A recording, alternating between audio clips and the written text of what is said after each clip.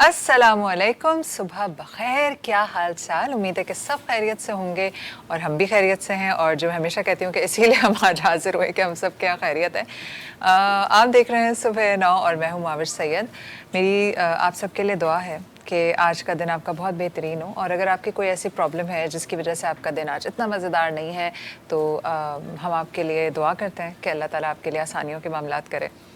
आसानियों पे एक बड़ी मज़ेदार मेरे बात जहन में आ रही है, मैंने सोचा आप लोगों से शेयर करूं। मैंने ना कुछ अर्से पहले एक बड़ी अच्छी स्टडी पढ़ी थी हार्वर्ड की। हार्वर्ड के एक साइंटिस्ट हैं जिनका नाम है डेविड क्लेरेंस मैक, बताती हूँ क्या है, मैक क्लेलैंड। तो जो डेविड साहब हैं उन्होंने 25 साल लगा के स्टडी किया और लोगों के बिहेवियर्स को स्टडी किया। और आपको पता है उन्होंने क्या अख्ज़ किया टुवर्ड्स द एंड, उनकी क्या फाइंडिंग्स थी। उनकी ये फाइंडिंग्स थी कि इंसान हमेशा अपने रेफरेंस ग्रुप, हम उस इंसान की जो वो होती है कामयाबी होती है और नाकामी होती है, वो उसके अपनी एसोसिएशन पे डिपेंड करती है कि वो किन लोगों के साथ एसोसिएट करता है। हमने बचपन से बड़े हुए तक यही सुना है कि इंसान अपनी सोहबत से पहचाना जाता है, जिस तरह के लोगों में उठो बैठोगे वैसे ही बन जाओगे।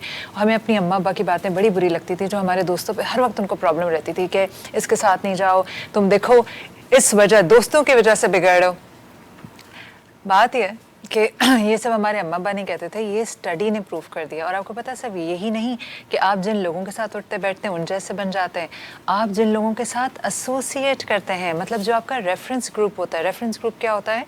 जिन लोगों को देख के हम समझते हैं कि ये मेरे टाइप के लोग हैं या मैं इनसे कंपेयर करूँ। फॉर एग्ज़ाम्पल, अगर आप जो हैं वो कामयाब लोगों से अपने आप को कंपेयर करते हैं या कामयाब लोगों के कैरेक्टरिस्टिक्स को अपनाना चाहते हैं, उन जैसा बनना चाहते हैं, आप उन्हीं जैसे बन जाते हैं विद टाइम। क्योंकि इंसान गिरगिट की तरह होता है, वो दूसरों को देख के रंग भी बदलता है, उनसे एटीट्यूड भी अडॉप्ट कर लेता है, हत्ता के पहनने ओढ़ने का तरीका, सोचने का तरीका।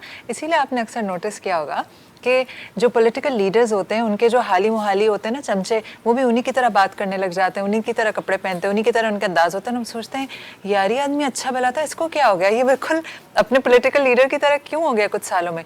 क्योंकि जिन लोगों को हम पसंद करते हैं या जिन लोगों की तरफ हम देखते हैं, जो हमारा रेफरेंस ग्रुप होता है, हम उनकी तरह बन जाते हैं। अब आप सोचिए कि आपका आइडियल कौन है, वो कौन से लोग हैं जिनकी तरह आप बनना चाहते हैं।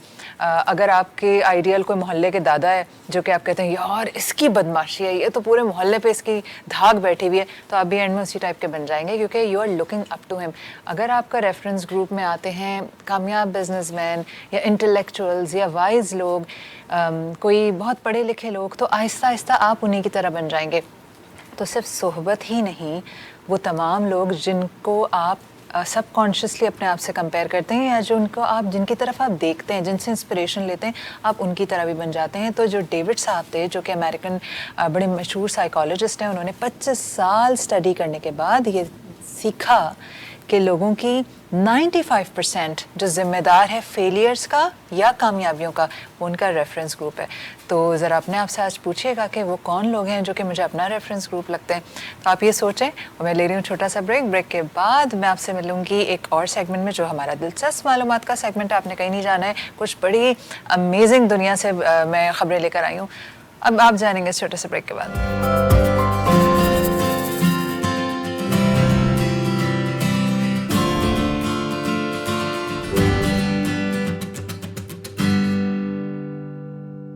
Welcome back after the break. अच्छा, ये जो सेगमेंट है ये बड़ा मज़ेदार सेगमेंट है। इसमें हम आपके लिए लाते हैं दिलचस्प मालूमात पूरी दुनिया भर से, और उसका फ़ायदा आपको पता है क्या होगा? ये कि एक तो आप कहेंगे कि भाई मुझे तो दुनिया के बारे में सब पता है, थैंक्स टू अस। दूसरी बात ये कि जब हम दुनिया भर की क्रीचर्स के बारे में, इंसानों के बारे में या जगहों के बारे में जानते हैं, तो हमें अल्लाह ताला की कुदरत का एहसास होता है कि कितनी खूबसूरत ये कायनात है और ये सारी की सारी जो सेट की गई है वो हमारे लिए सेट की गई कि हम एक्सप्लोर कर सकें। आज हम लेकर आए हैं आपके लिए 5 बहुत दिलचस्प और अजीब व गरीब मखलूक जानवर from the continent of Africa. वैसे तो अफ्रीका और ऑस्ट्रेलिया में हर तरह की वियर्ड और स्ट्रेंज एनिमल्स पाए जाते हैं, लेकिन आज हमने 5 शॉर्ट लिस्ट किए हैं और आपको जान के थोड़ी हैरानी भी होगी और आप ये भी। और एक बहुत इंटरेस्टिंग एनिमल, उसको हम आखिर में बताएंगे आपके लिए। सबसे पहले जो मैं एनिमल का जिक्र कर रही हूँ वो है आई आई। ये जो आई आई है, इसका नाम ही इतना यूनिक है। आई आई क्या मतलब है? इसका बड़ा फ़नी नाम है। लोग कहते हैं कि हमें नहीं पता कि इसका नाम का ओरिजिन कहाँ से हुआ, बल्कि आई आई लोकल ज़बान में कहा जाता है आई डोंट नो को, कि मुझे नहीं पता, तो यकीनन वो जानवर नजर आएगा तो किसी ने कहा ये क्या है, तुमने कहा आया है, मुझे नहीं पता।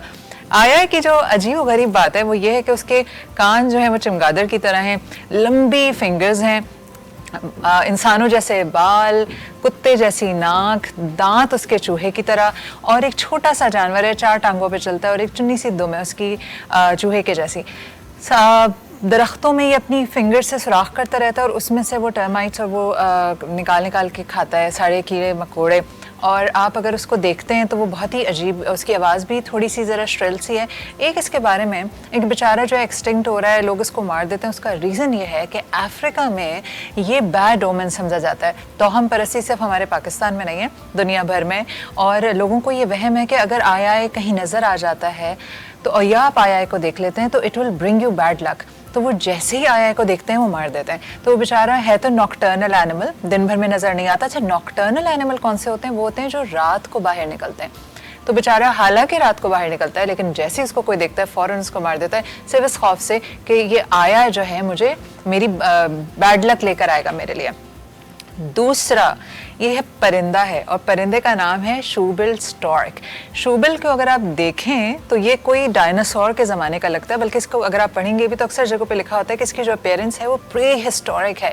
शूबिल स्टॉर्क एक बहुत ही टॉल और बहुत ही वाइड परिंदा है, और बहुत ये भी बड़ा अजीब व गरीब अजीब खलकत मखलूक है। इसकी एक लंबी सी बिल है। शूबिल क्यों कहा जाता है? शू शेप्ड लंबी सी इसकी चोंच है जो तकरीबन 9 इंच तक लंबी होती है, और उसका जो विंग स्पैन है वो इतना बड़ा है कि जब अगर आप उसको देखेंगे तो आपको ये काफ़ी हैबतनाक नज़र आता है, सिर्फ अपने अपीयरेंस से नहीं, अपने कद से भी और अपने विंग स्पैन की वजह से। ग्रे कलर का परिंदा होता है ये। इंसानों के लिए शुक्र है नुकसानदेह नहीं है, वरना जो जितना ही ख़तरनाक लगता है, सोचिए आप पे अटैक भी करता। ये मछलियाँ खाता है, छोटे जानवर खाता है। शूबिल जो है ना बड़ा ज़बरदस्त प्रेडेटर समझा जाता है, क्योंकि ये बहुत घंटों तक बिल्कुल स्टिल खड़ा रहता है कि आपको लगेगा शायद ये ज़िंदा नहीं है, लेकिन ये अचानक से स्विफ्टली हमला करता है और अपने प्रेडेटर, अपने जो शिकार है उसको मौका नहीं देता कि वो उससे बच सके। अब आते हैं तीसरे अनोखे जानवर की तरफ, जो कि है आर्डवार्क।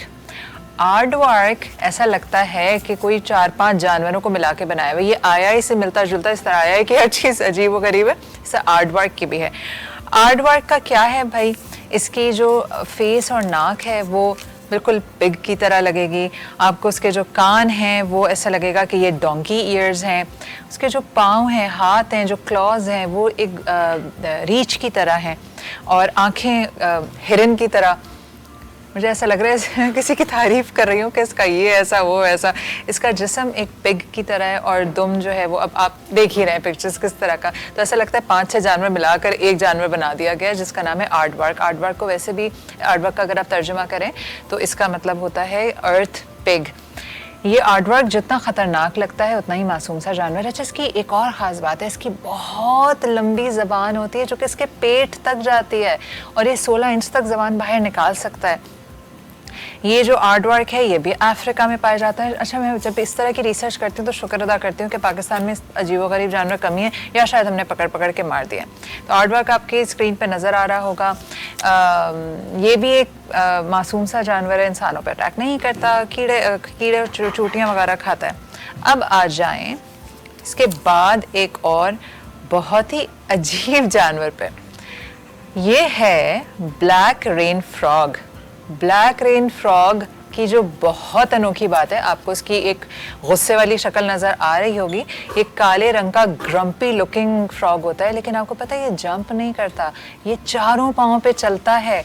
उसको लोग पेट भी करते हैं, और ये पानी में नहीं रहता, ये वेटलैंड में, स्वॉम्प में रहता है। ज़्यादातर ये इसके अंदर बिल बनाकर रहता है ज़मीन के अंदर। जो मादा है वो बिल के अंदर, ज़मीन के अंदर अंडे देती है, और जो नर है वो अंडों की हिफाजत करता है। जब ये गुस्से में आता है ये फ्रॉग, तो ये अपने आप को फुला लेता है, और उसकी बड़ी पूरी जो इसकी वो है जल्द है, उस पर छोटे छोटे स्पाइक्स होती हैं, खुरदुरी सी जल्द होती है। वैसे तो गोरों को शौक होता है हर चीज़ पालने का, तो इसीलिए ब्लैक रेन फ्रॉग को भी पाला जाता है, लेकिन अगर आप इसे वैसे देखेंगे तो ये किसी भी एंगल से फ्रॉग की कोई कैटेगरी का नहीं लगता। और आखिरी जानवर जिसका मैंने आपसे जिक्र किया था कि इसमें एक बहुत इंटरेस्टिंग फैक्ट मैं आपको बताऊंगी, उसका नाम है पैंगोलिन्स। पैंगोलिन्स भी जो पैंगोलिन्स होते हैं वो भी बहुत बार बार कह रही हूँ अजीबोगरीब, ये भी बहुत अजीब है क्योंकि कभी आर्माडिलो देखा है? आर्माडिलो की ही फैमिली का ही है। पैंगोलिन क्या होते हैं?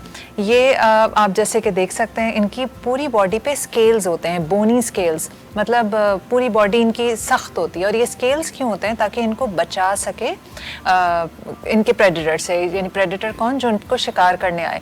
तो जब भी कोई ख़तरा होता है तो ये अपने आप को पूरा रोल कर लेते हैं और एक छोटी सी बॉल की फॉर्म में आ जाते हैं। इतनी हार्ड बॉल होती है कि कोई इन तक पहुंच नहीं सकता।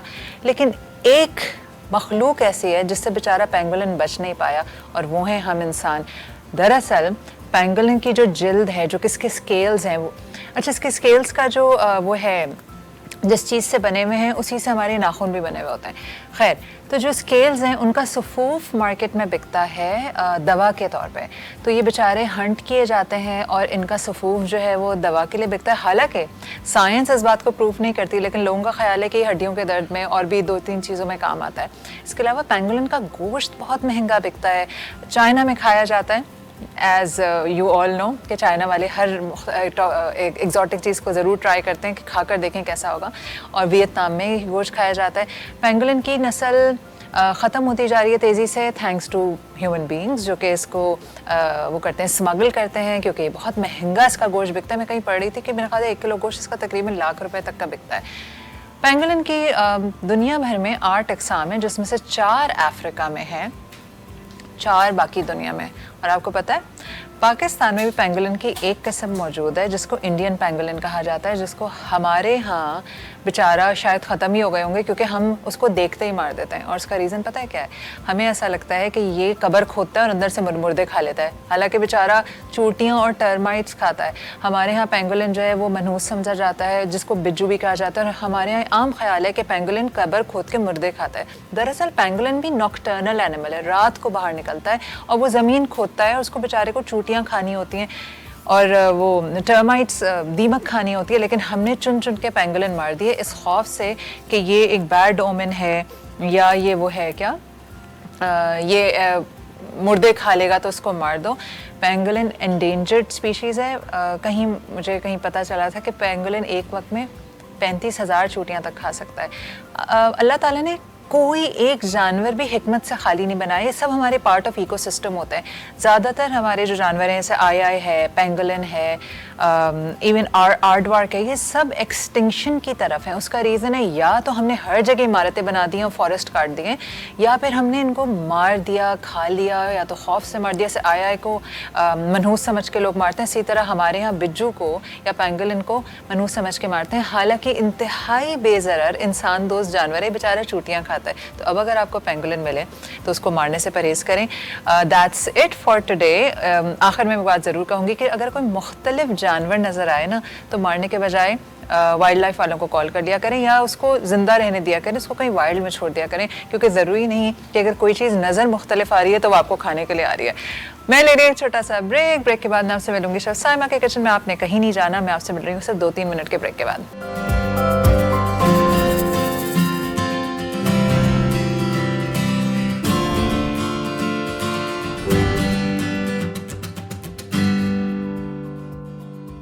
Welcome back. मैं मौजूद हूँ शेफ साइमा के किचन में और यहाँ कुछ बहुत सारे इंग्रेडिएंट्स रखे हैं, तो बिल्कुल देर नहीं करते और जानते हैं साइमा से कि क्या बन रहा है। अस्सलाम वालेकुम। वालेकुम अस्सलाम महविश, क्या हाल चाल है? बिल्कुल खैरियत साइमा। ना सिर्फ बहुत सारे इंग्रेडिएंट्स हैं बल्कि काम भी शुरू हो चुका है। क्या बन रहा है आज? महविश आज जो है बहुत ही कलरफुल सी रेसिपी लेकर आए हैं जिसका नाम है वेजिटेबल बिरयानी। सही है। और आपको पता है कि सर्दियों का सीज़न शुरू हो चुका है। सर्दियों में बहुत अच्छी वेजिटेबल्स आ रही होती हैं, कलरफुल आ रही होती हैं, तो मैंने सोचा इससे फ़ायदा उठाया जाए और आज नाजरीन को जो है वेजिटेबल बिरयानी बनाना सिखाएंगे। और उसके लिए आपने प्याज ऑलरेडी ब्राउन कर ली? महविश थोड़ा सा प्रोसेस लंबा था, तो मैंने सोचा कि पहले थोड़ी सी प्याज ब्राउन कर लूँ। मैं बता देती हूँ यहाँ पे मैंने कितनी प्याज ली थी। ये तकरीबन मैंने 3 बड़ी प्याज लेके स्लाइस कर लिया था और इसको अबाउट 1 कप ऑयल में मैंने इसको फ्राई कर लिया है। ठीक है, अभी जो भी ऑयल आपको साइड पे नज़र आ रहा है आप इसको अभी ना निकालें,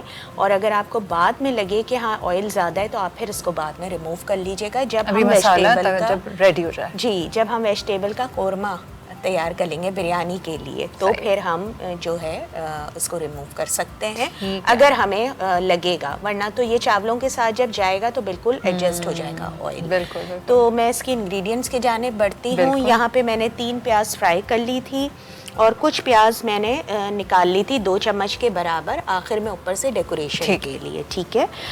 यहाँ पे जो है मैंने आधा किलो चावल लेके भिगो दिए थे आधे घंटे के लिए और फिर इसको बॉईल कर लिया है 2 चम्मच नमक डाल के, और आधा किलो चावल के बाद ये यहाँ पर नज़र आ रहा है कि ये इतने क्वांटिटी में राइस मौजूद हैं, ठीक है। आप चावल बॉईल कर लीजिए जैसे बिरयानी के लिए करते हैं। सब्जियों का इस्तेमाल होगा, अपनी पसंद की आप सब्ज़ी डाल सकते हैं। मैंने यहाँ पे एक नॉर्मल साइज़ की जो बंद गोभी फूल गोभी थी वो ले ली थी और उसके फूल काट लिए हैं यहाँ पे इस तरीके से।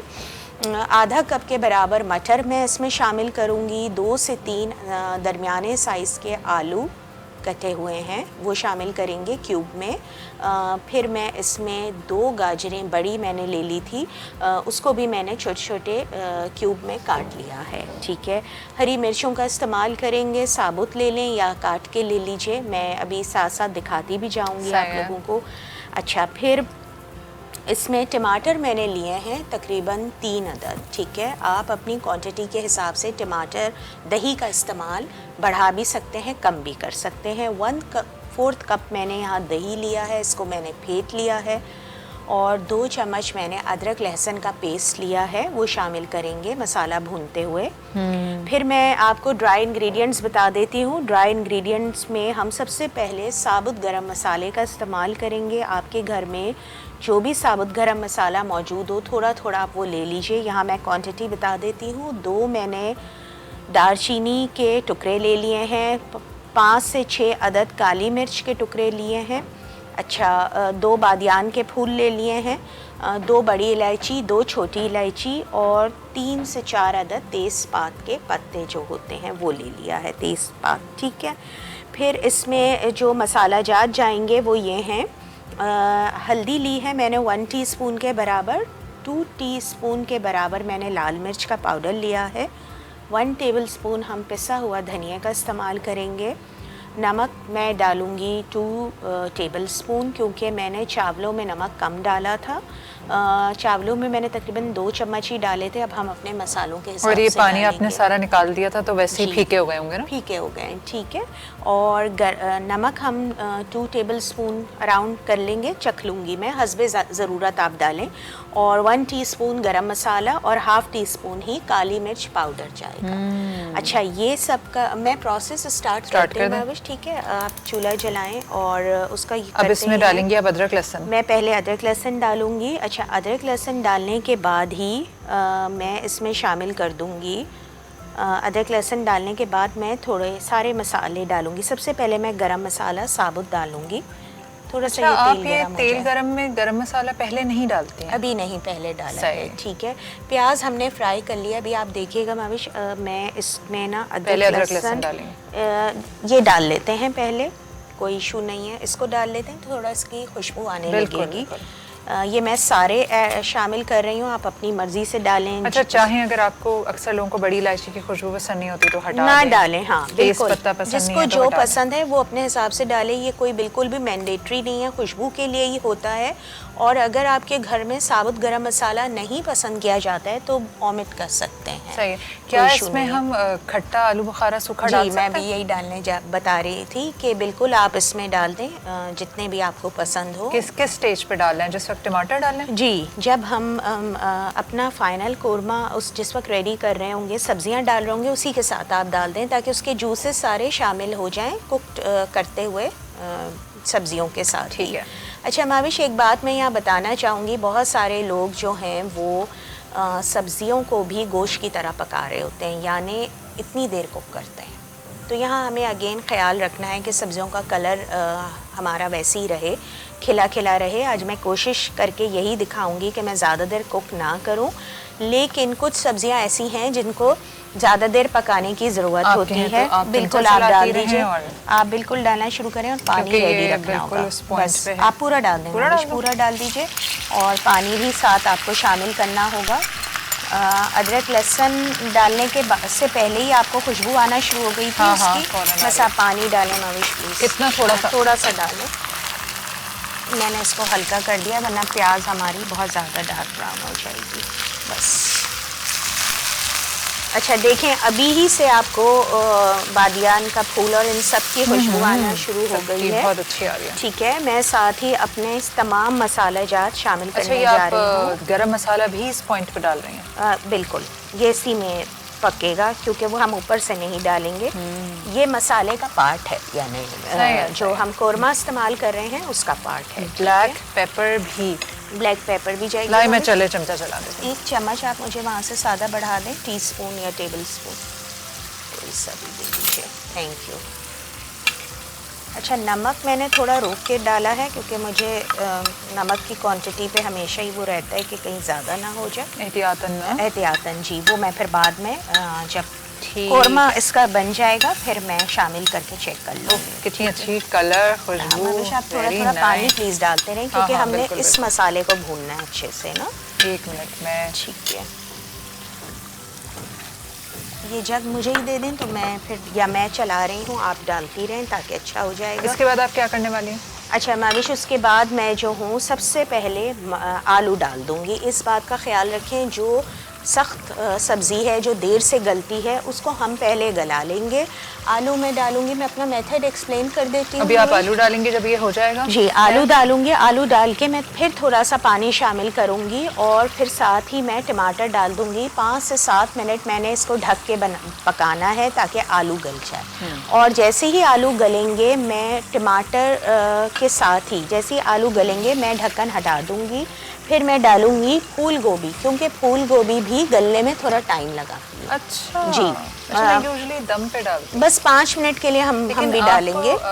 सवाल है मेरा जी जी कि ये जो कैरेट्स हैं ये आप पहले नहीं डालेंगे? नहीं, कैरेट्स और शिमला मिर्च वगैरह जो है वो सब आखिर में। कैरेट तो टेक्स टाइम। नहीं, कैरेट्स भी नहीं माविश, असल में मैं आपको ये बता दूं कि पहले ये हम थोड़ा सा दम भी लगाएंगे ना इसको, कोरमे को, उसी में गल जाएगा और फिर चावलों में भी दम लगेगा 10 मिनट का। तो कैरेट, शिमला मिर्च, ऐसी चीज़ें, ये 2 चीज़ आपने सबसे आखिर में डाली। ठीक है, तो जब ये आप सारे मसाले बना लेंगी, ये रेडी हो जाएगा, तो फिर जो तय है वो फिर तय लगेगी ना? तय लगेगी, लेकिन मैं आज दूसरे स्टाइल से करूँगी। तय लगाऊंगी मैं, ये पूरा कोरमा नीचे बिछा दूंगी, ठीक है, और फिर चावल ऊपर डालूंगी। मैं लेयरिंग नहीं करूंगी बल्कि मैं इसी को यानी आप समझ गए, ऊपर से डाल दूंगी चावल, फिर मैं ऊपर से आखिर में क्योड़ा और सारी हरा मसाला डालेंगे हम, ऊपर से जर्दे का रंग डालेंगे और दम।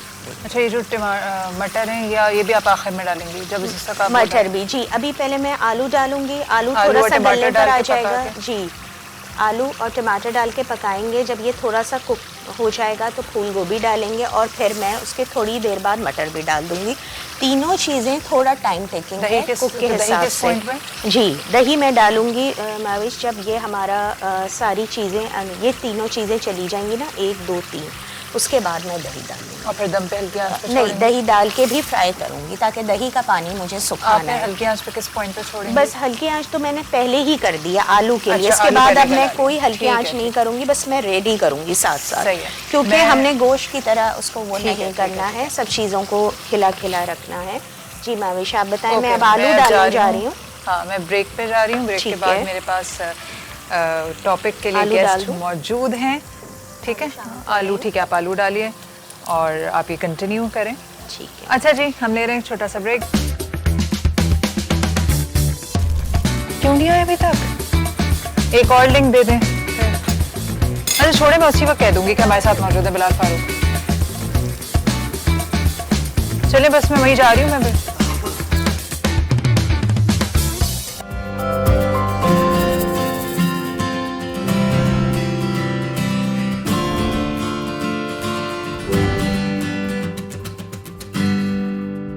Welcome back. अब आपके साथ मैं जो किसी शख्स को मिलवाने जा रही हूँ, आपके लिए भी एक सोर्स ऑफ इंस्पिरेशन होंगे। उसका रीज़न बताती हूँ। हम आमतौर पे जो है ना बड़े ही ढीली कौम है, हमें ना बिस्तर से निकलना है, ना हमें कोई काम करना है। एक्सरसाइज से तो हम सबको वैसे ही जो है वो बड़े मुझे मतलब हम सबको लगता है कि जब मैं थोड़े से पैसे जमा करके जिम जाऊँगा ना तब मैं एक्सरसाइज शुरू करूँगा। कल एक बात हो रही थी सेहत पे, और कल जो हमारे मेहमान आए थे माउंटेनियर्स, तो उनसे मिलने के बाद मैं यही सोच रही थी कि हम पता नहीं मतलब हमारे ही दोस्त हैं, हमारे कराची के ही लोग हैं, और वो के मुख्तलिफ चोटियाँ सर कर रहे हैं, कहाँ नहीं जा रहे हैं, और हमें जो है वो बिस्तर से निकल के जो अगर नीचे कुछ गिर जाए तो वो झुक के टेंशन हो जाती है कि यार अब झुकना पड़ेगा, तो बेहतर है किसी मासी वासी को आवाज़ लगाते हैं। ज़िंदगी जो है उसकी क्वालिटी बेहतर उसी सूरत में होती है जब आप उसके ऊपर थोड़ी सी मेहनत करते हैं। एक शख्स जो मेरे साथ इस वक्त मौजूद है, उनके बड़ी इंटरेस्टिंग सा उनका इंट्रोडक्शन है। जब मैंने उनके बारे में जाना तो मुझे बड़ी हैरत हुई, क्योंकि हमें तो अगर यहाँ से कोई दही लेने भेज देना 2 कदम पे तो हम या तो बाइक निकाल लेते हैं या गाड़ी निकाल लेते हैं, पैदल तक हम नहीं चलना चाहते। ये जो साहब मेरे साथ हैं ये भागते हैं, और इतनी दूर तक भागे, और एक गो में कई किलोमीटर भाग जाते हैं।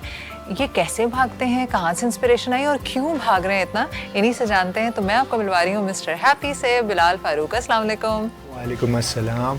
Thank you so much for having me in the show. मैं बिल्कुल ठीक ठाक हूँ, आप कैसी हैं? बिल्कुल ठीक, अल्हम्दुलिल्लाह। तो बिलाल ये बताइए कि आपको मिस्टर हैप्पी क्यों कहें हम? मिस्टर हैप्पी शायद इस वजह से कहते हैं क्योंकि मैं खुश रहता हूँ, और जो है वो मैं रनिंग करता हूँ, भागता हूँ, तो इससे जो है वो मेरे अंदर वो हैप्पी वाले हार्मोन्स आते हैं, और मैं काफ़ी हैप्पीनेस स्प्रेड भी करता हूँ। इस वजह से शायद मुझे लोग मिस्टर हैप्पी कहते हैं। ओके, और फिर आप अपने आप को मिस्टर हैप्पी कहने लगे? जी, है ना। और अगर आप क्योंकि अपने आप को मिस्टर हैप्पी कहते हैं, लोग हैप्पी कहते हैं, तो समहाउ फिर आप खुश ही रहने लगे? जी चाहे कुछ भी हो रहा है आप खुश हैं? जी। लेकिन आपका नाम है बिलाल फारूक। जी बिलाल, कुछ मुझे अपना बताइए कि ये जो बिलाल है वो शुरू से ऐसे भाग रहा है या फिर कुछ अरसे पहले भागने का शौक हुआ? थोड़ा सा अपना बैकग्राउंड स्टोरी बताइए। मैं जो है तकरीबन पहले भी भागता था, लेकिन मैं मिडिल डिस्टेंस और शॉर्ट डिस्टेंस वगैरह भागने का शौक कब से उसके बाद 2017 में मैंने जो है वो शिफ्ट मारा लॉन्ग डिस्टेंस की तरफ। फिर वहाँ पे फिर मैंने जो है टारगेट्स बनाना शुरू किए, 400 kilometre a month, 600 kilometre a month. उसके बाद 2020 में जो है मैं निकला कराची, अपने घर से निकला, और जो है 1000 किलोमीटर मैंने रनिंग की, कराची से लेके मुल्तान तक भागता हुआ गया इन 27 डेज़। 27 डेज में आप 1000 किलोमीटर भागे? जी। और ये आप एक एट स्ट्रेच कितना लंबा भाग लेते हैं? मैंने मैक्सिमम लास्ट डे मैंने रनिंग की थी, तकरीबन 70 किलोमीटर रनिंग की थी एक दिन में। मैं मुल्तान से लेके कच्चा कू तक भागा था, वो मेरा लास्ट वो था, स्ट्रेच था। और ये आप एक गो में 70 किलोमीटर भागते? तो अच्छा, भागने के लिए स्लोली ग्रेजुअली स्टैमिना डेवलप हो किया? जी। सबसे पहले हर चीज़ में कोई भी आप गोल अचीव कर रहे हैं, कहीं पे भी आपको सक्सेस चाहिए, तो यू नीड कंसिस्टेंसी। और ये है कि जैसे रोज़ाना थोड़ा थोड़ा, रोज़ाना थोड़ा थोड़ा। ये नहीं कि आपने जो है एक दिन ज़्यादा कर लिया, फिर अगले दिन छुट्टी, फिर दोबारा छुट्टी, फिर दोबारा छुट्टी, फिर दोबारा आपने एक दिन ज़्यादा कर लिया। तो you need to have consistency. और ये कि कोई भी आप गोल कर रहे हैं, कोई भी टारगेट कर रहे हैं, उसको आपने एंजॉय करना है। अगर आप एंजॉय करेंगे तो फिर वो इजीली हो जाएगा। अगर आप उसको बर्डन फील कर रहे हैं तो that target is gonna be very hard. अच्छा, कहाँ से कहाँ कब भागे हैं, अपना थोड़ा सा बताइए, कौन सी अचीवमेंट्स हैं आपके? अभी मैं 3 years ago मैं कराची से लेके मुल्तान तक मैंने रनिंग की थी 1000 किलोमीटर इन 27 डेज़। उसके बाद फिर नेक्स्ट ईयर उसके 2021 में मैंने इस्लामाबाद से लेके खुंजराब टॉप तक रनिंग की थी। माय गॉड, ये तो ऊंचाई वाला भागना ये था। बिल्कुल पूरी अपहिल रनिंग, ये सबसे टफ टारगेट था मेरा। ये सबसे मतलब मुझे बहुत वो लगा था, टफ लगा था। और ये 676 किलोमीटर से वैसे तो मैग्नीट्यूड में कम है, लेकिन एफर्ट्स में डबल ट्रिपल टाइम ज़्यादा था वो 1000 से। और इसमें काफ़ी पेन वगैरह भी हुए थे, ये टफ था। और हालांकि आपकी फिजिकली आप फिट थे? जी फिजिकली फिट था, लेकिन जाहिर सी बात है वो एल्टीट्यूड और उस एलिवेशन और वो हिल्स वगैरह का मैं इतना यूज तो नहीं था, लेकिन वो काफ़ी टफ लगा था। और उधर टेम्परेचर्स वगैरह मैंने तकरीबन -17 degree centigrade average running temperature होता था मेरा लास्ट 3-4 डेज। किस मंथ में गए थे? मैं दिसंबर में गया था, नवंबर दिसंबर में। गॉड, आप दिसंबर में भागे? और इस्लामाबाद से खुंजराब टॉप तक। ओह माय गॉड, वहाँ तो वैसे ही जाना इतना मुश्किल लगता है। जी वहाँ पे काफ़ी टफ तो था। आपने कुछ प्रिपेयर किया था उसके लिए? वो कितने किलोमीटर बना टोटल? वो 676 किलोमीटर। 676 किलोमीटर, लेकिन अगर आप उसको समझे 3-4 हज़ार किलोमीटर की एफर्ट लगी। बिल्कुल एफर्ट ज़्यादा था। और ये 2021 का किस्सा? ये 2021 उससे जाने से लास्ट ईयर 2022 शुरू में मैं कराची से लेके कोयटा तक गया था, 540 किलोमीटर्स इन 21 डेज। ये आप अकेले भागना शुरू करते अकेले हैं? यू भागना। Start from your home? Yes exactly. और आप निकलते ही भागना स्टार्ट करते जी हैं? जी जी जी। और उसके बाद आप कोयटा, अच्छा बीच में मुख्तलिफ स्टॉप ओवर, डे लाइट में मैं रनिंग करता हूँ और नाइट टाइम में मैं रेस्ट करता था, कहीं पर भी पे रेस्ट भी कर रिहाइश लेते? वगैरह मिल जाए। जी जी बिल्कुल ऐसे ही। ओके अच्छा, अब 2-3 सवाल हैं। ये बताइए कि कोयटा तक का कितना किलोमीटर बना? 540 किलोमीटर क्या था 540 रनिंग किलोमीटर। किलोमीटर। और कितने दिन में वहाँ पहुंचे? 21 डेज में। 21 डेज। क्या तैयारी करके निकलते हैं? जाहिर है इतना लंबा अरसा है तो आप पैसे साथ रखते हैं, क्या तैयारी करके निकलते थोड़ा कैश होता है और ये कि एक छोटा सा बैग पैक होता है, उसमें एक बोतल होती है, मोबाइल होता है, वॉलेट होता है, चार्जर होता है, ये इस तरह की चीज़ें, Power जैसे bank। खजूर वगैरह, हाँ पावर बैंक हो गया, खजूर वगैरह रख लिया, इस तरह की छोटी मोटी चीज़ें रखती हैं। बाकी चीज़ें आप ओवर तकरीबन 5 किलोग्राम्स का मेरा बैग पैक होता है एवरेज। कभी ज़्यादा भी हुआ, जैसे फर्स्ट मेरा जर्नी जो हुआ था तो वो उस टाइम मेरा काफ़ी हैवी बैग पैक था, उस टाइम इतना एक्सपीरियंस नहीं था, आपने तो ज़ाहिर है फिर सीखा अब कि- पता चल गया। जी जी। अब मेरे दिमाग में सवाल आ रहा है, बीइंग अ कराची आइट, हम तो कुछ भी लेके निकले, थोड़े आगे जाके बस यही डर लगता रहता है कुछ छीन ना ले। कभी ऐसा वाक़या हुआ आपके साथ? हाँ एक दफ़ा हुआ था, एक जगह पे ना वो कुछ शरारती लड़के थे, तो उनको जो है मेरे मोबाइल का वो रिज़ल्ट वगैरह अच्छा लगा था, पिक्चर रिज़ल्ट वगैरह, तो उन्होंने ऐसे ही मांगा तो फिर ले लिया, वो वापस ही नहीं दे रहे, फिर वो भाग गए। फिर वहाँ पे वो जो गांव वाले थे, जो गांव के बड़े थे, तो वो फिर उससे फिर लेकर आए, काफ़ी वाह, ये गांव कौन वालों से ने काफ़ी सूबे का सपोर्ट किस्सा किया। है? जी जी, ये उधर KPK की साइड का था, 2021 में जब मैं गया था।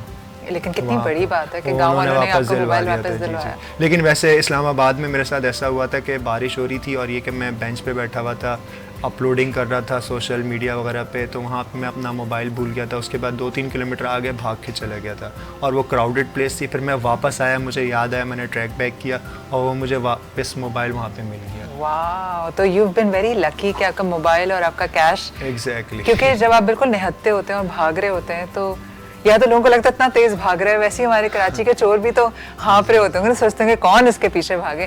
अच्छा एक और बात मेरे जहन में आई, अगर आप इस तरह से भाग रहे हैं, ज़ाहिर है आपके पास कोई गन वन भी नहीं होती, आप कोई ओढ़ने के लिए भी कुछ नहीं लेते, हाउ डू यू मैनेज? तो अमूमन रास्ते में कहीं पे जाते हैं, जैसे ढाबे वगैरह आ रहे हैं, पेट्रोल पंप्स वगैरह आ रहे हैं, तो वहाँ पे मुझे जो है वो रिहाइश वगैरह मिलती थी, मस्जिद वगैरह में रुक गया कभी मैं, तो उनके पास ज़्यादातर लोगों के पास तो होते थे ब्लैंकेट्स वगैरह, लेकिन कुछ जगहों पे मैं ऐसा भी गया था कि वहाँ पे ब्लैंकेट्स नहीं थे। अब जैसे जो है वो इधर बलूचिस्तान के कुछ एरियाज़ थे, तो वो काफ़ी मतलब वो पुअर एरियाज़ थे, तो वहाँ पे 1-2 जगह मुझे ब्लैंकेट नहीं मिला और टेम्परेचर से 0 डिग्री, -1 डिग्री, इस तरह के टेम्परेचर्स में भी जो है वो मतलब रिसोर्सेज वगैरह इस तरह की अवेलेबल नहीं थी, बेसिक नेसेसिटीज़ वगैरह। अच्छा, इस तरह भी तो जैसे कि आपने कोई ब्लैंकेट नहीं मिलता तो क्या करते हैं? बस पे सुखड़ के सोते हैं और क्या। लेकिन भागने का जुनून है। भागने का जुनून है जी।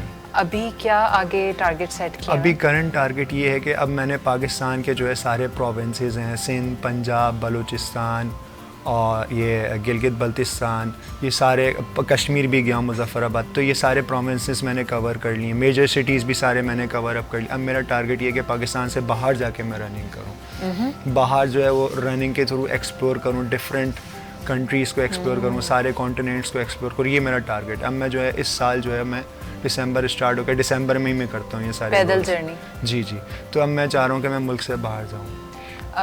अच्छा ये बताएं कि जैसे अब आप पैदल आप जाएंगे तो जाने के लिए ज़रा ख़र्चा रिक्वायर्ड है, वीज़ाज़ रिक्वायर्ड हैं, तो कोई ऐसी ऑर्गेनाइजेशंस हैं जिनको आप अप्रोच कर रहे हैं फॉर स्पॉन्सर्स? अभी तो एज सच कोई सपोर्ट नहीं है, लेकिन मैं ट्राई कर रहा हूँ डिफरेंट ऑर्गेनाइजेशंस, डिफरेंट ये वो, तो यहाँ पे अगर सपोर्ट मिल जाए तो बहुत अच्छा है, फिर ये अपना ड्रीम मैं अपना पूरा कर लूँगा। सही है। आपने बताया था आप इंजीनियर हैं और आपने जी। मास्टर्स भी किया है, जी, जी, अपना जी। थोड़ा सा एजुकेशनल बैकग्राउंड बताइए। मैंने सर सैयद यूनिवर्सिटी से जो है बैचलर्स इन सिविल इंजीनियरिंग किया था, अच्छा, उसके बाद civil मास्टर्स किया मैंने NED से इन एनवायरमेंटल इंजीनियरिंग। ओह वाह, जी, जी। लेकिन आपने इंजीनियरिंग नहीं ऑप्ट की? जी जी, मेरा पैशन रनिंग है, शुरू से मुझे ये भागना दौड़ना ये अम्मा खेलना अब्बा ने कूदना। पढ़वाया कि इंजीनियर बन जाओ? ज़बरदस्ती पढ़ा? नहीं पढ़ा तो खैर शौक से था, लेकिन ये कि लेकिन एक तरह से अच्छा ना, देखें आप ये दोनों काम साथ चला सकते हैं क्योंकि आपने एनवायरमेंटल इंजीनियरिंग जी, की है, तो आप जितनी जगहों पे जाएं you can raise awareness. Yes exactly. अभी रिसेंटली मैं एक अवेयरनेस वो बताना चाहता हूँ कि अभी जो है मैं जैसे साइकिल पे जाता हूँ, ट्रैक रनिंग करने जाता हूँ, तकरीबन 8 किलोमीटर्स जाना और 8 किलोमीटर्स आना, 16 किलोमीटर्स हो जाता है डेली साइकिलिंग। तो डेली साइकिलिंग करते डेली हैं? साइकिलिंग, हाँ, वो मैं ट्रैवलिंग जो है अपनी साइकिलिंग उसमें अभी करता हूँ, हमारे तो यहाँ वहाँ पे स्टूडियो जाके कैसे रनिंग आए करता आप? हूँ मैं। अभी तो खैर मैं वो उसके थ्रू आया हूँ, अच्छा, लोकल अभी राइड गाड़ी के में जरिए। जी जी। Okay, okay. तो असल में मुझे ये लगा कि घर से उठे भागना शुरू कर दिया स्टूडियो आ गए। इसी तरह करता हूँ मैं नॉर्मली, लेकिन अभी जो है वेदर कंडीशंस इस तरह है, नवंबर, दिसंबर, जनवरी कराची का AQI जो है, मतलब हवा जी, में जी, आलूदगी जी। इतनी, एयर पोल्यूशन इतनी, जी। एज एन एनवायरमेंटल इंजीनियर तो ये मैं फील कर सकता हूँ। मतलब अगर आप इस पोल्यूटेड एयर पोल्यूशन में अगर आप लंग्स भागेंगे खराब होंगे। तो फिर आपके लंग्स ख़राब होंगे, आपको खांसी होगी बहुत ज़्यादा, मतलब मुझे सिवियर कफिंग होना शुरू हो गई थी। तो ये साइकिलिंग मैंने अब थोड़ी स्टॉप कर दी है, तो अब बेहतर हुई है मेरी कफिंग, मतलब इतना ज़्यादा हेल्थ इफेक्ट्स हो रहे हैं। नहीं एज एन फिटनेस एंथुसियास्ट तो यानी कि साइकिलिंग भी मुझे थोड़ी वो रोकनी पड़ी, और ये कि रनिंग तो मैं कर रहा हूँ, रनिंग मैं रोक नहीं पा वो रहा। कहाँ करते हैं कोई? वो मैं ट्रैक पे करता हूँ ट्रैक आजकल, पे। कंपटीशन रनिंग स्पीड गोल्स है मेरे थोड़े, मतलब मैं चाह रहा हूँ नेशनल लेवल पे जीतूँ, इंटरनेशनल लेवल पे रेसेस वगैरह जीतूँ, मेरा टारगेट ये है। कोई वो है रोल मॉडल है इस भागने में? यूसेन बोल्ट है ना, तो बहुत तेज़ भागता है। हुसैन बोल्ट मेरा रोल, हम वो भी अच्छा है, लेकिन मेरा रोल मॉडल इंस्पिरेशन जो है वो डेविड रुडेश है। वो 800 मीटर के रनर है, उनका वर्ल्ड रिकॉर्ड है क्या 800 पाकिस्तान मीटर इस में। तरह की उसमें ले सकता है कॉम्पिटिशन्स में पार्ट? बिल्कुल हर चीज़ पॉसिबल आई थिंक। आपने अपने आप को कभी टाइम किया है कि मैं कितनी देर में हाँ, भाग मेरी सकता हूँ? कोशिश What's your अभी यही है। fastest? मेरा जो है 200 मीटर 27 सेकंड्स है, और 100 मीटर तकरीबन 12 का कुछ होगा, 12 Oh, second wow, something. that's awesome. जी जी। ज़बरदस्त। कोई बात आप ऑडियंस से कहना चाहें, या कोई ऐसी चीज़ है जो आप शेयर करना चाहते हैं? मैं बस ये शेयर करना चाहूँगा कि मतलब आप जो है बड़े बड़े ख्वाब बनाएं, बिग ड्रीम्स देखें आप, फिर उसके बाद उसको चेस करें, उसको अचीव करने की कोशिश करें। आई नो बहुत सारे प्रॉब्लम्स आते हैं, हर्डल्स आते हैं, और जो है वो आपको जो है उन हर्डल्स की वजह से बैक ऑफ नहीं होना चाहिए। आप जो है उसको वो छोटा छोटा करके जो है स्टेप बाय स्टेप करके उसको फॉलो करना चाहिए, चेस करना चाहिए। रिसोर्सेज आपके पास खुद ही आ जाएंगे, और ये कि फिर आप अचीव कर सकते हैं बड़ी बड़ी चीज़ें। बिल्कुल बिल्कुल। आगे का क्या टारगेट है नेक्स्ट? पूरी दुनिया के अलावा अभी कोई शॉर्ट टारगेट है कहीं अभी जाने का? अभी स्पीड गोल्स हैं मेरे, और ये कि मैं अभी मुल्क से बाहर कहीं ना कहीं मैं बस जाना चाह रहा हूँ। बस पाकिस्तान से बाहर जाके मैं रनिंग के थ्रू एक्सप्लोर करूँ, कोई डिफरेंट कंट्री एक्सप्लोर करूँ अदर देन कोई पाकिस्तान। सोची है कंट्री? मैंने हाँ सोची तो है, मैं क्योंकि चाह आपको रहा हूँ। रास्ते का भी तो अंदाजा लगाना है ना कि कौन सा ज़मीनी रास्ता होगा। जी जी, नहीं ज़मीनी रास्ते से नहीं, मैं सोच रहा हूँ कि मतलब थोड़ा रनिंग फ्रेंडली कंट्रीज़ में जाऊँ, जहाँ पे रनिंग बहुत ज़्यादा की जाती है, कॉम्पिटिटिव रनिंग वगैरह, जैसे कीनिया है, इस तरह के कंट्रीज़ वगैरह हो गए, जहाँ पे मुझे बहुत सारे पार्टनर्स मिल सकते हैं जो मेरे साथ भागें, उनके साथ भी मज़ा आएगा भागने लेकिन में। दूसरा तरीका ये भी है ना कि आप भाग के कंट्रीज जाएं, ये भी एक नया हाँ, रिकॉर्ड ये भी हो सकता है ना। है। आज जी, मैंने जी। आपको आइडिया दे दिया कि आप कोई आसान कंट्रीज का नेपाल शिपाल चले जाएं, जी जी, हाँ नेपाल जहाँ तो पे बीच करीबी में है। समंदर ना आए, आप देखें मैप पे और कहाँ आप भाग के जा सकते हैं।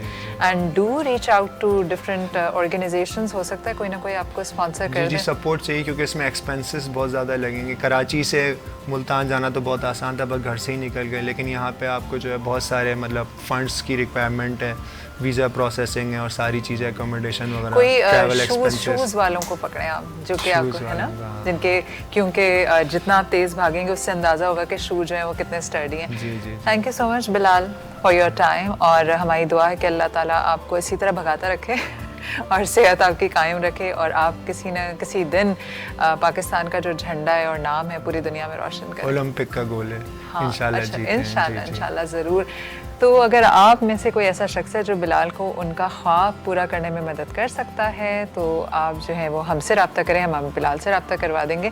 और देखिए, बिलाल भी हम जैसे आम से कराची वाले हैं, जिन्होंने एक दिन फैसला किया कि मुझे भागना चाहिए, और ये भागते भागते कहाँ पहुँच गए, और अब ये दूसरे मुल्कों में जाने का ख्वाब देख रहे हैं। मैं एक छोटा सा ब्रेक ले रही हूँ, ब्रेक के बाद मैं जाऊँगी शेफ साइमा के किचन में, और फिर बनाते हैं उनके साथ मिलके वेजिटेबल बिरयानी। मिलते हैं एक छोटे से ब्रेक के बाद।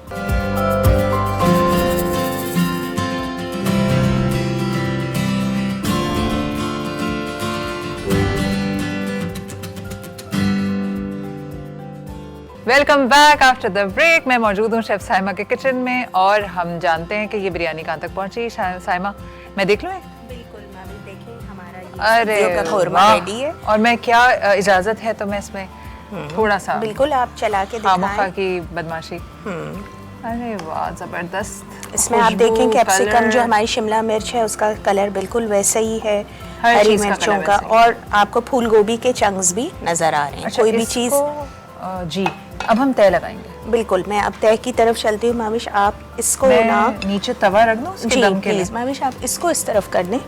हाँ, ठीक है। ठीक और मैं पहले ये दिखा देती हूँ सही। कि और आप जब तक तवा रखें, ये मैं ऐसे डाल देती हूँ सारा नीचे, ठीक है।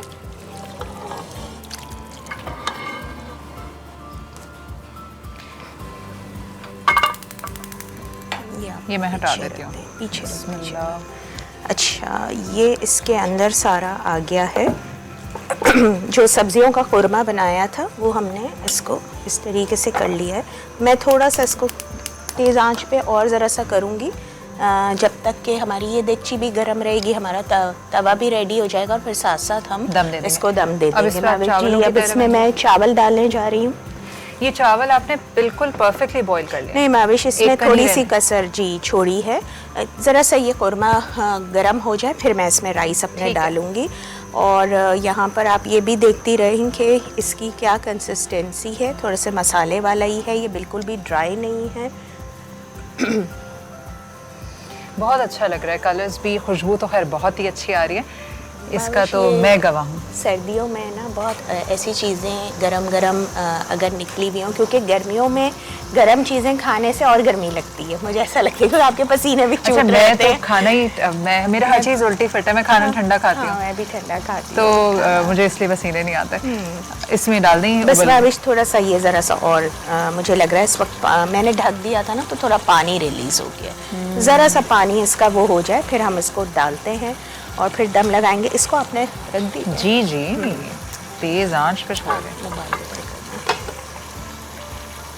ये बताएं साइमा कि एक झींगे वाली बिरयानी भी बनती है?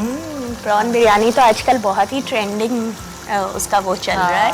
और मैं बहुत दिनों से कोशिश कर रही हूँ जाके प्रॉन्स उठाने की, मगर वो इत्तेफाक से मैं जिस वक्त तक पहुँच चुकी होती हूँ वो ख़त्म हो चुका होता है। कहाँ से लेते हैं आप?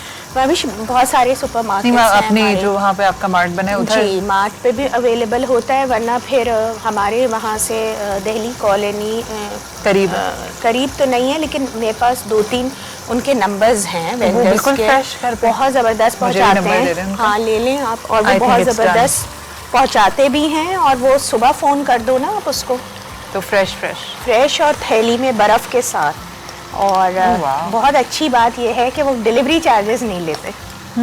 और कितना महंगा है या फिर? नहीं माविश, बहुत अच्छे रीजनेबल। मछली भी है? मछली भी, हाँ। और साफ सुथरी या घर में साफ करना? जबरदस्त। नहीं, आप सब कुछ उसको बता दें कि भाई बोनलेस चाहिए, आप सर अलग करके दे दें उसका, मछली का सर अलग कर दें, टांगे काट दें, टांगे नहीं काटे, ये कर दें, हाथ पाँव तोड़ के दे दें। जैसी भी आपकी रिक्वायरमेंट हो उसके हिसाब से आप उसको बता दें, वो भिजवा देता है। और काफ़ी अच्छा है, मैं काफ़ी अरसे से उनसे मतलब मंगवा रही हूँ। अब बस क्योंकि उन्होंने हमें स्पॉन्सर नहीं किया ना, तो उनका कोई नाम, उनकी कोई नंबर यहाँ शेयर नहीं कर रहे, लेकिन मैं इनसे ज़रूर नंबर ले लूँगी कि कहाँ से मंगवा। नहीं, बहुत ज़बरदस्त, आपको खुशी होगी। मैंने जिन जिन लोगों को नंबर दिए हैं ना, सभी ने बहुत अच्छी तारीफ़ की है। ये भी शुक्र है कि किसी को अगर आप दे दें नंबर। अच्छा माविश, ये जो है ना, मैं अब इसमें हरी मिर्चें डालूँगी, पुदीना मैं अभी शामिल नहीं करूँगी क्योंकि काला हो जाएगा, वो काला हो जाता है। तो मुझे हमेशा ये होता है कि पुदीना वगैरह सब चीज़ें बाद में शामिल। लेमन मैंने सिर्फ सजाने के लिए रखा है, वरना जो लेमन है वो भी कड़वाहट कर देगा। अच्छा, कुछ लोगों की बिरयानी में होता है लेमन? लेमन होता है जी माविश, उसको लेकिन यू आर राइट के कड़वा करता है। नहीं, उसकी लेयरिंग की एक ख़ास टेक्निक है।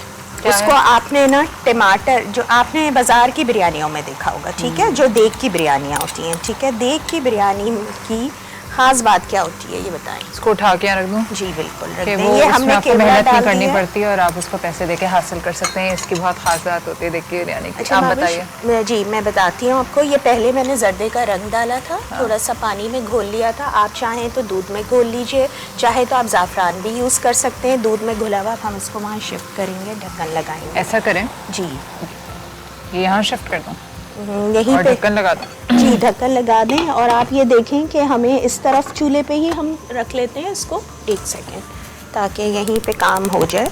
मैं इसको उठाती हूँ, आप तवा शिफ्ट करें। Team work. यस,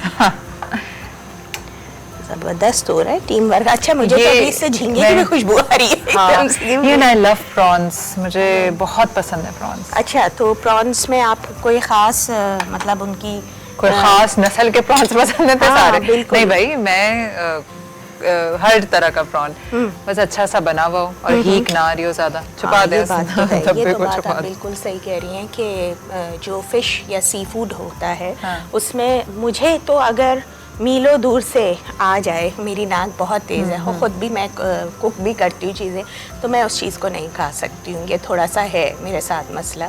और लेकिन बहुत सारे लोग ऐसे होते हैं जो इग्नोर करके हर चीज़ खा लेते हैं अगर उसमें से थोड़ी सी भी स्मेल आ रही हो। अच्छा, ये जो प्रॉन्स की बिरयानी होती है, ये नॉर्मल जैसे हम चिकन डालते हैं उसकी जगह प्रॉन्स डाल दें? नहीं, इसका थोड़ा सा स्टाइल डिफरेंट होता है। और दूसरी बात ये कि कभी आप इसमें टमाटर डाल के बनाएं, कभी आप सिर्फ दही के भी साथ बना सकते हैं। और मुझे जो मैं बनाती हूँ उसमें थोड़े मसाला जात, जायफल जावित्री पिसी हुई, सिनेमन पिसा हुआ, मैं ये सारा डालती हूँ। मैं कोशिश करती हूँ कि मैं साबुत गरम मसाले ना डालूँ, उनकी जगह उनको फ्रेश ग्राउंड कर लें।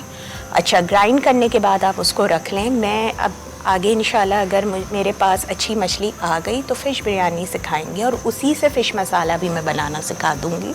जो बिरयानी का फ़िश मसाला होता है उसकी वही वाली बात, जो घर के मसालों की खुशबू होती है कि आप खोलें और बहुत ही ज़बरदस्त सा उसका एरोमा आता है, तो आप खुद अच्छा, फ़िश बिरयानी तो बहुत एहतियात से बनानी होती है ना? फ़िश तो ऐसे जी बिल्कुल, फ़िश टूट जाती है उसकी।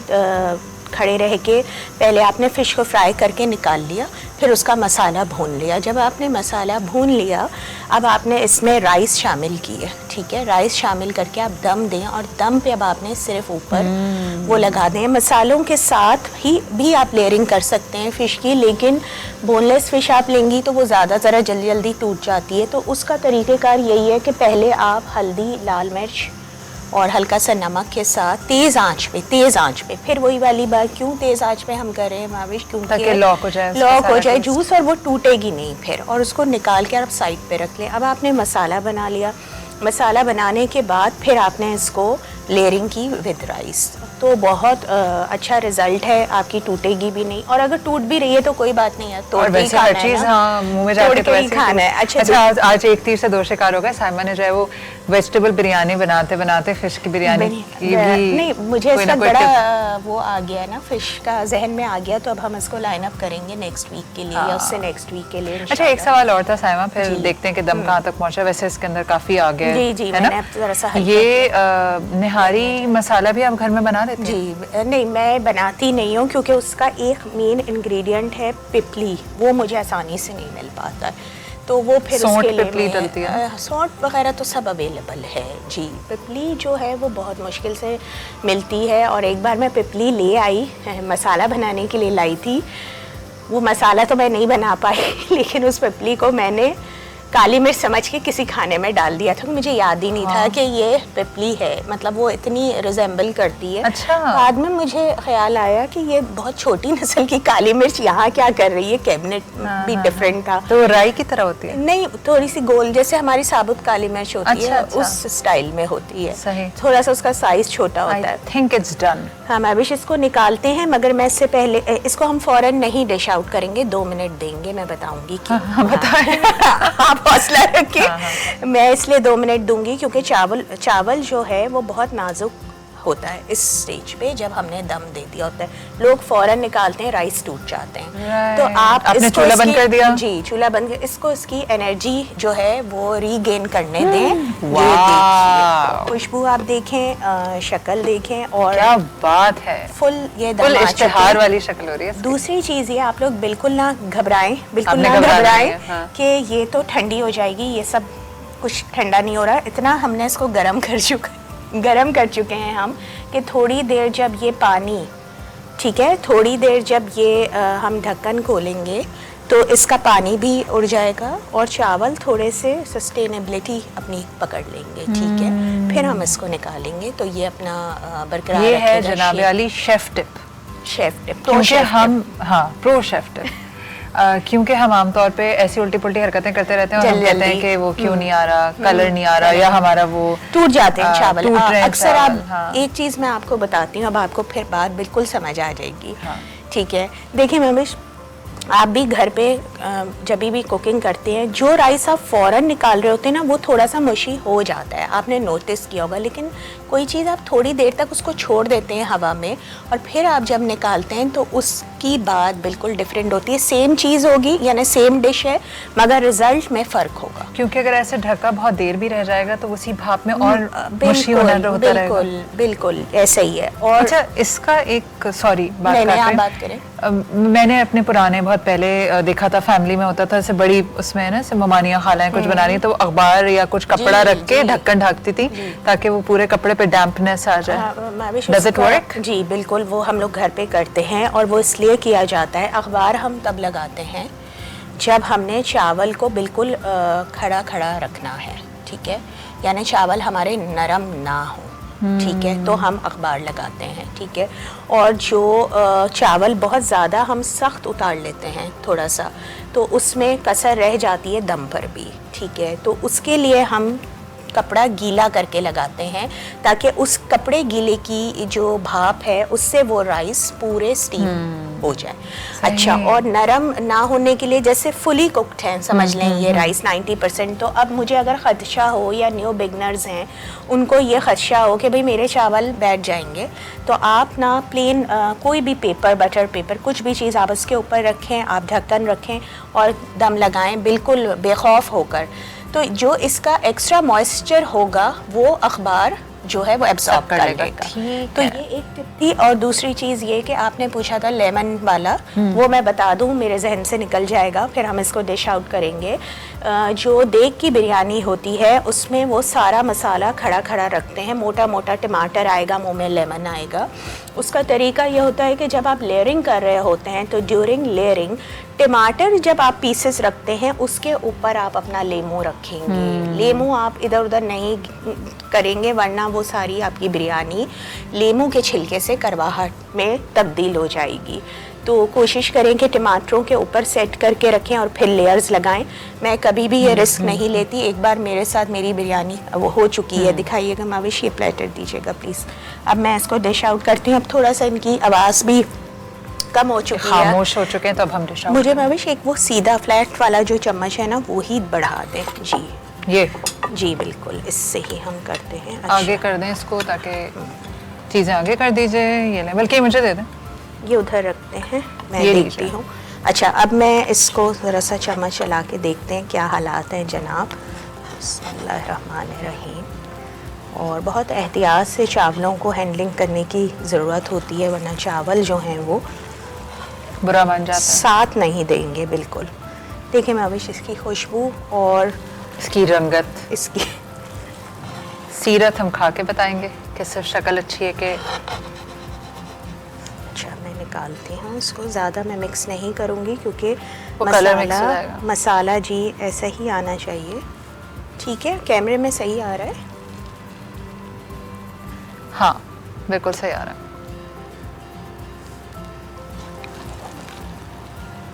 अच्छा, बिरयानी निकालने के भी बड़े तरीके होते हैं माविश। हम लोग बड़े सही से शायद निकाल नहीं पाते। मैं सोच रही थी इसको भी लर्न कर आऊँ और लोगों को सिखाऊं। वो आपको पता होगा ना, प्लेट से भी निकाली जाती है। हाँ हाँ हाँ, देखा है मैंने। इवन पहले मैं भी पहले ना बड़ी प्लेट से। वैसे हमारे वो बनावट का दौर नहीं था। हाँ। तो जब बड़ी दावतें होती थी तो एक को खालू या चचा होते थे, वो देख पे बैठते थे और वो प्लेट से निकाल के शादियों के फंक्शंस में या खुदा ना खास्ता सोग में। हाँ बिल्कुल। अब तो हम बड़े सोफिस्टिकेटेड हो गए विद टाइम, तो वो खालू सोफिस्टिकेटेड हो गए जो बिरयानी निकाल रहे होते थे प्लेट से। अच्छा माविश, और अब ना बहुत सारे लोग क्या करते हैं, लंच बॉक्सेस वाला स्टाइल वो बनवा लेते हैं। तो भाई चलो, बिरयानी निकालने का भी झंझट ख़त्म हो गया। देखें देखें भाई, माशाल्लाह। अच्छा, पुराने वक्त वैसे थे बड़े अच्छे। बिल्कुल बिल्कुल। वो चीज़ें अब कहाँ मिलती हैं, ना वो लोग रहे और ना वो। अच्छा, वही लोग हैं मगर चेंज हो गए। ये नहीं कि वो लोग नहीं रहे, वो लोग अभी भी बहुत सारे लोग जिंदा हैं लेकिन सब बदल गए। अच्छा माविश, इसको मैं कवर करूँगी, बाकी को आप प्लीज़ ज़रा वो निकाल दें। ढक्कन ढक दूँ बाकी में? ढक्कन ढक दें। ये मेरे हरी मिर्च और इसमें लाएंगे। खैर अभी भी बहुत अच्छे लोग मौजूद हैं, ऐसा नहीं है कि सभी चेंज हो गए।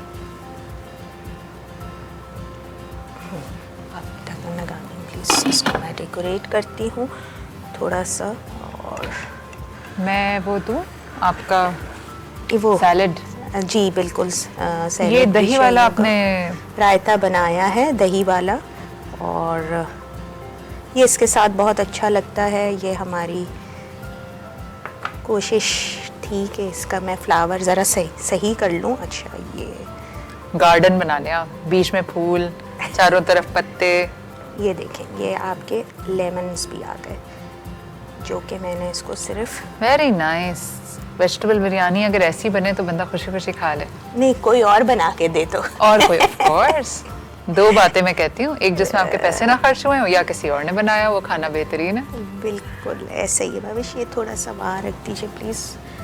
और इसको, ये हमारी भी रेडी है vegetable biryani. Very good Saima, ये भी रखिए। कैमरे में सही आ रहा है, देखें, दिखा सकते हैं। जर्दे का रंग तो परमानेंट हो गया। उसका कलर बहुत अच्छा आया। यूजुअली मैं घर में थोड़ा, हाँ, परमानेंट हो गया, एप्पल बन गया। एप्पल कलर तो बिरयानी का बहुत अच्छा। मैं विश आप लोग आप भी इसको ट्राई करें, क्योंकि जब आप बोलती हैं ना नाजरीन को तो ज़्यादा असर होता है। हाँ, उनको मेरा लगता है कि हम honest यहाँ पे feedback ऑनेस्ट होता है। फीडबैक, बिल्कुल।